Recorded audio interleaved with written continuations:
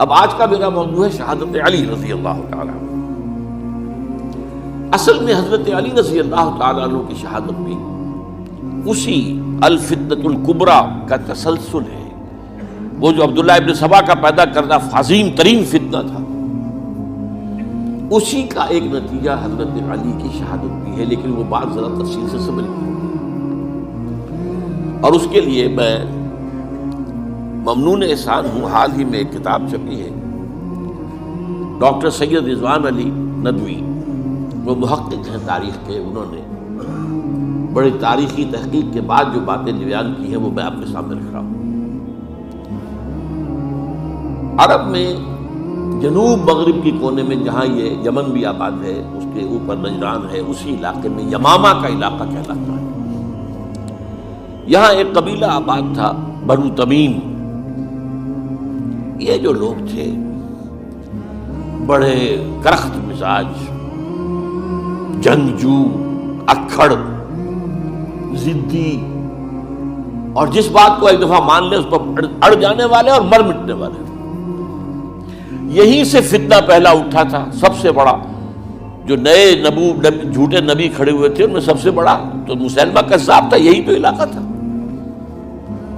اور اس کے خلاف اس فتنے کی سرکوبی میں کتنے صحابہ، 1200 صحابہ ایک جنگ کے اندر شہید، جن میں 500 جو ہیں وہ حفاظ تھے رضی اللہ تعالیٰ عنہ۔ تو یہ لوگ جو یہ تھے بڑے زوردار تھے۔ اس قبیلے کے بارے میں حضرت عمر رضی اللہ تعالیٰ عنہ نے ایک بڑی عجیب حکمت عملی اختیار کی۔ ان کو وہاں سے اکھاڑ کر اور ایران کی سرحدوں پر آباد کر دیا، اب جہاں پر جہاد ہو رہا تھا، تاکہ ان کے اندر جو یہ جنگجوئی ہے یہ اب اس مقصد کے لیے استعمال ہو، اب وہ دارالاسلام کی توسیع کے مقصد کے لیے استعمال ہو، اور وہ ہوئی۔ حضرت عمر نے 2 چھاؤنیاں بنائی تھی رضی اللہ تعالیٰ، کوفہ اور بصرہ، کیونکہ ظاہر بات ہے کہ اب جو اسلام کا دائرہ پھیل رہا تھا اور اسلامی حکومت پھیل رہی تھی، اور زیادہ تر جو ہے مشرق کی طرف پھیل رہی تھی، ایران اور خراسان وغیرہ کی طرف۔ تو اب مدینے سے اس کا کنٹرول اتنا آسان نہیں تھا، فاصلہ تھا، تو چھاؤنیاں بنائی تاکہ یہ اس سرحد کے اوپر یہ موجودہ مرکز رہے، یہاں فوجیں موجود رہے، کہیں کوئی بغاوت ہو تو اس کو کچلنے کے لیے وہ قوت فوری طور پر دستیاب ہو سکے۔ یہ لوگ ہیں کہ جو عبداللہ ابن سبا کی فتنے سے سب سے زیادہ متاثر ہوئے۔ ان کی مزاج میں وہ کجی تو تھی نا۔ حضرت عمر بھی ان کا جو ایک مضبوط کنٹرول تھا انہیں دبائے رکھا ہے، اور ان کا رخ جو ہے ایک دوسری طرف موڑ کر اس سے اسلام کو فائدہ پہنچایا۔ لیکن اس کے بعد جب فتنہ جو آیا یہ عبداللہ ابن سبا، تو سب سے بڑھ کر یہی لوگ اس کے ماننے والے، اور انہی میں سے وہ لوگ تھے جنہوں نے جانیں بھی دے دی ہیں، جنہیں حضرت علی نے زندہ جلایا ہے، اس لیے کہ وہ کہتے تھے کہ علی خدا ہے۔ اے علی تم خدا ہو، تم ہمیں آگ میں جلا رہے ہو، یہ تو تم ہمارا امتحان لے رہے ہو۔ وَلَنَبْلُوَنَّكُمْ بِشَيْءٍ مِّنَ الْخَوْفِ وَالْجُوعِ وَنَقْصٍ مِّنَ الْأَمْوَالِ وَالْأَنفُسِ وَالثَّمَرَاتِ۔ اب وہ اس آیت کو اپنے اوپر منطبق کر رہے ہیں۔ تو یہ جو کرخت لوگ تھے، انہوں نے در حقیقت جو ہے عبداللہ ابن سبا کے کردار میں سب سے بڑا رول پلے کیا، اور انہی کے ہاتھ میں حضرت عثمان شہید ہوئے رضی اللہ تعالیٰ۔ اور اس کے بعد انہوں نے حضرت علی رضی اللہ تعالیٰ عنہ کو اپنے گھیرے میں لے لیا، کیونکہ انہی کی کثیر تعداد موجود تھی مدینے میں جب حضرت عثمان شہید ہوئے۔ اس کے بعد اب ظاہر بات ہے کہ کوئی نہ کوئی تو خلیفہ ہونا چاہیے تھا۔ حضرت طلحہ سے کہا گیا، انہوں نے معذرت کر لی، حضرت زبیر سے کہا گیا، انہوں نے معذرت کر لی۔ اب ظاہر بات ہے کہ حضرت علی آخر امت کو چھوڑا تو نہیں جا سکتا تھا بغیر امام کے، انہوں نے قبول کر لیا، اگرچہ حضرت حسن روکتے رہے کہ ابا جان یہ ان لوگوں کی بیعت جو ہے آپ قبول نہ کیجیے۔ حضرت حسن تو ان میں سے ہیں جو حضرت عثمان کے دروازے پر کھڑے تھے پہرے دار کی حیثیت سے، حسن اور حسین رضی اللہ تعالیٰ عنہ، انہیں تو معلوم تھا فتنہ جو کون لوگ ہیں۔ اس کے بعد حضرت علی رضی اللہ تعالیٰ عنہ نے اسی حکمت سے، جس حکمت کے تحت حضرت عمر نے یہ چھاونیاں آباد کی تھی، دارالخلافہ بھی مدینے سے کوفہ منتقل کر دیا تاکہ پورے عالم اسلام کو کنٹرول کیا جا سکے اس مرکز کے ساتھ۔ اس کا نتیجہ یہ نکلا کہ اب گویا کہ حضرت علی کے گرد ان لوگوں کا گھیراؤ مکمل. کوفے میں یہی تو آباد تھے, کوفی یہی تو تھے. حضرت عمر نے انہیں لا کے یہاں آباد کیا تھا. جب حضرت علی نے کوفے کو اپنا دارالخلافہ قرار دیا تو گویا کہ ان کا پھر عمل دخل بہت بڑھ گیا. ایک طریقے سے یہ کہا جا سکتا ہے کہ انہوں نے اب حضرت علی رضی اللہ تعالیٰ عنہ کو اپنے محاصرے میں لیا. چنانچہ جنگ جمل کے موقع پر یہ ہوا ہے کہ صلح ہو گئی تھی.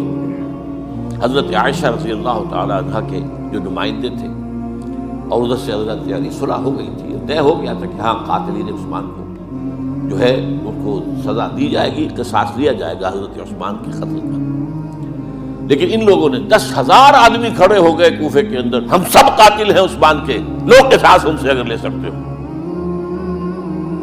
اس کے نتیجے میں اور انہوں نے جنگ شروع کر دی. اور جب جنگ شروع ہو جائے تو پھر اس کے بعد تو کوئی نہیں دیکھ سکتا کیوں شروع ہوئی, کیسے شروع ہوئی, کس نے شروع کی.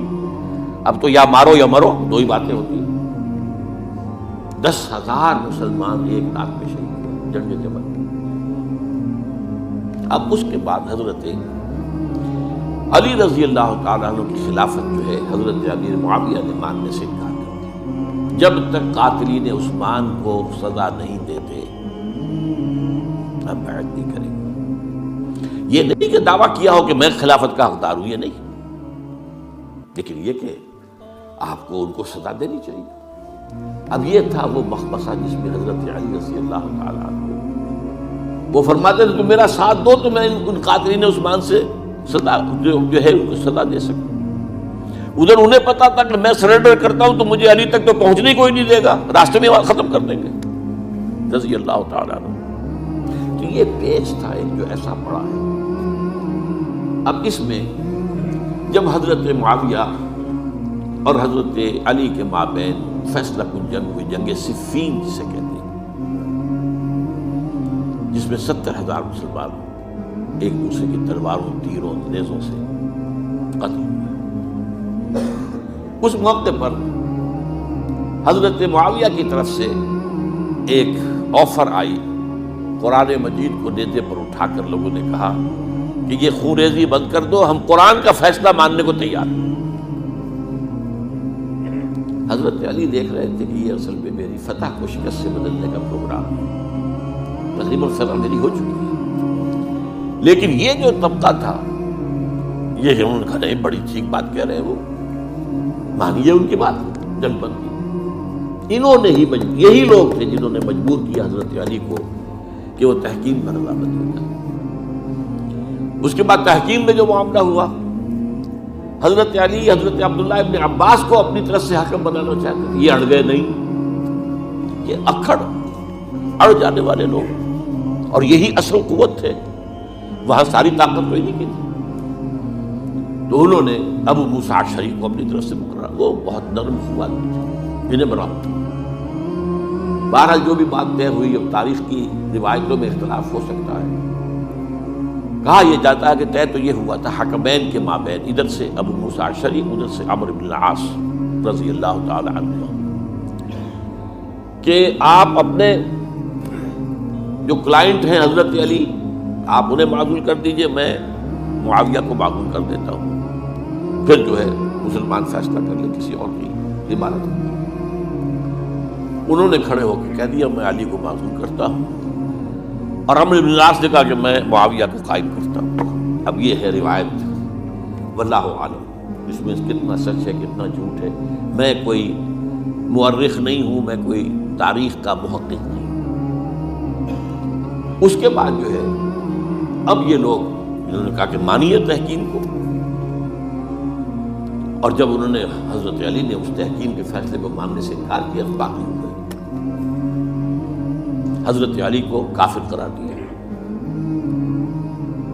اور جا کر ایک جگہ پر حرورہ ایک جگہ تھی, وہاں پر جا کے جمع ہو گئے جتھا بندی کی, بہت بڑی طاقت پر وہاں مل. انہوں نے طے کیا کہ علی بھی کافر ہو گیا, معاویہ بھی کافر ہو گیا, عمرو بن العاص بھی کافر ہو گئے, سب کافر ہیں. حضرت علی کی طرف سے ایک گئے سفیر ان سے بات کرنے کے لیے, تو انہوں نے کہا تم ہی نے تو کہا تھا کہ تحکیم کو تسلیم کرو, کہ ہاں ہم نے گناہ کیا تھا کفر کیا تھا، ہم توبہ کی ہم نے. اگر علی بھی مان لے کہ میں نے مان کر کفر کیا تھا اب میں توبہ کرتا ہوں تو ہم ان کی بات مان لیں گے. اب حضرت علی اس طرح کا جھوٹ کیسے بولتے ہیں؟ انہوں نے تو کوئی کفر نہیں کیا. مہاراج انہوں نے پھر بھی نرمی برتی کہ دیکھو اگر تم کوئی خونریزی نہیں کرو گے، فساد نہیں مچاؤ گے تو میں تمہیں کچھ نہیں کہوں گا.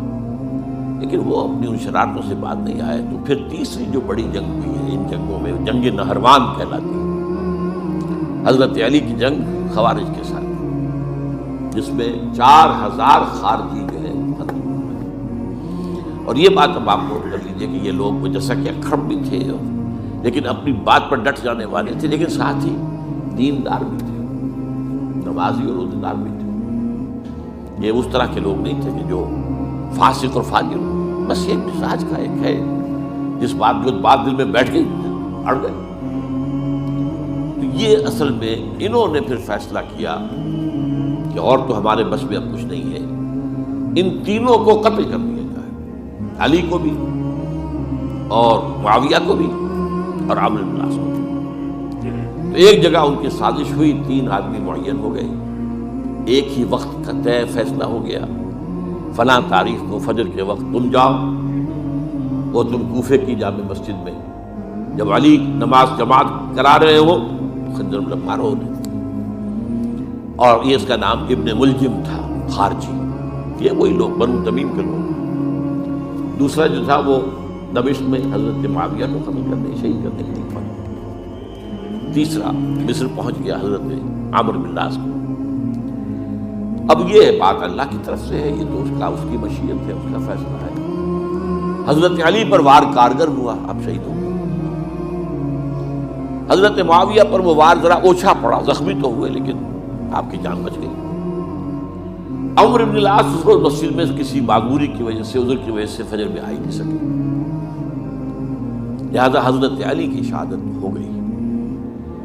اب یہ ہے اصل پس منظر، کن لوگوں نے کیا شہید، اصل میں سمجھ لینے کی بات ہے. یہ خوارج نے شہید کیا، لیکن خوارج کا فتنہ سبائی فتنے ہی کا آف شوٹ ہے، اسی کے ذیل میں ہے، اسی کی ایک شاخ ہے، اسی کا ایک نتیجہ ہے.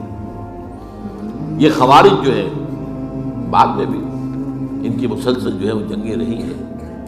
بہرحال اس صورتحال کو یہ سمجھ لیجئے کہ یہ خلفائے ثلاثہ رضی اللہ تعالیٰ عنہ، حضرت عمر شہید، عثمان شہید، علی شہید. عجیب بات ہے کہ تینوں کا نام عین سے شروع ہوتا ہے، عمر عین سے، عثمان عین سے،